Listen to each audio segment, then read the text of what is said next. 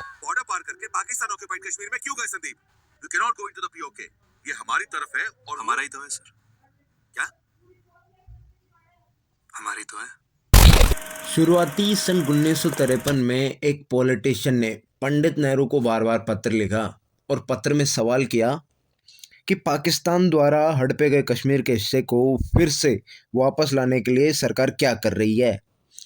आपने हमेशा इस सवाल को नज़रअंदाज किया है। वक्त आ गया है, लोगों को बताइए कि आप इस मुद्दे पर क्या कर रहे हैं। दूसरे पत्र में उन्होंने लिखा, हिंदुस्तान की जनता को बताइए कि कब और कैसे हम अपनी खोई हुई ज़मीन वापस हासिल करने जा रहे हैं। इस एक्स पॉलिटिशियन की श्रीनगर जेल में डेथ हो जाती है, मिस्टीरियस डेथ होती है। और उस वक्त का सीएम कश्मीर का था शेख अब्दुल्ला। इनकी मौत के बाद दो स्लोगन कश्मीर में बहुत हाईलाइट हुए थे। पहला स्लोगन था कश्मीर हमारा है और दूसरा स्लोगन था खून का बदला खून से लेंगे। जब उनकी डेड बॉडी को कोलकाता लाया गया तब 27 किलोमीटर लंबी भीड़ उनको श्रद्धांजलि देने पहुंची थी। और उसी के कुछ दिनों बाद पंडित नेहरू अपने दोस्त को लिखते हैं कि इनकी मृत्यु के बाद के हालातों से हम काफ़ी संकट में फंस गए हैं। दिल्ली का माहौल ख़राब है और कोलकाता का तो उससे भी ख़राब।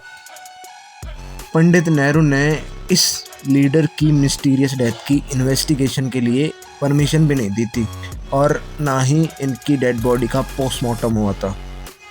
इस एक्स लीडर के बारे में बता के मैं आपको इस कश्मीर के टॉपिक की इम्पोर्टेंस समझाने की कोशिश कर रहा हूँ, जो उस वक्त में भी इतना इम्पोर्टेंट था और इस वक्त में भी इतना इम्पोर्टेंट है।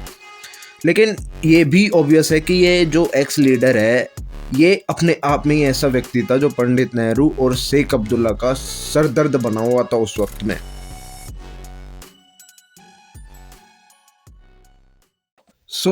जितना कॉम्प्लिकेटेड कश्मीर का इतिहास रहा है उससे ज़्यादा कॉम्प्लिकेटेड तो शेख अब्दुल्ला का कैरेक्टर रहा था उस वक्त में।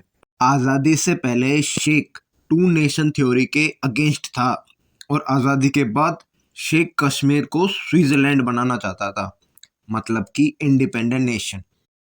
आज़ादी से पहले शेख सेक्युलरिज्म की मिसाल पेश करते थे अपनी स्पीचेस के थ्रू और अपनी पार्टी मुस्लिम कॉन्फ्रेंस का नाम बदलकर नेशनल कॉन्फ्रेंस भी कर लिया था।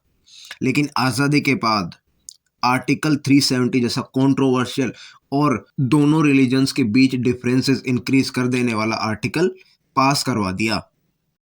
पॉइंट यही है, शेख अब्दुल्ला आज़ादी से पहले pro India and anti Pakistan था, लेकिन आज़ादी के बाद प्रो पाकिस्तानी तो नहीं हुआ लेकिन एंटी इंडिया ज़रूर हो गया था।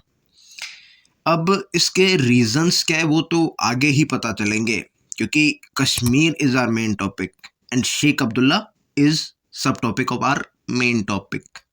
तो 1846 से लेकर 1947 अक्टूबर तक कश्मीर पर डोगरा वंश के राजाओं ने राज किया था। लास्ट डोगरा डायनेस्टी के राजा थे राजा हरी सिंह, और Raja Hari Singh was in dilemma during 1947।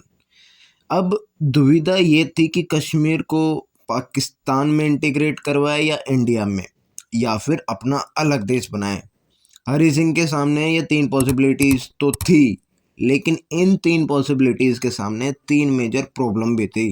Problem discuss करने से पहले I want to give you some more information.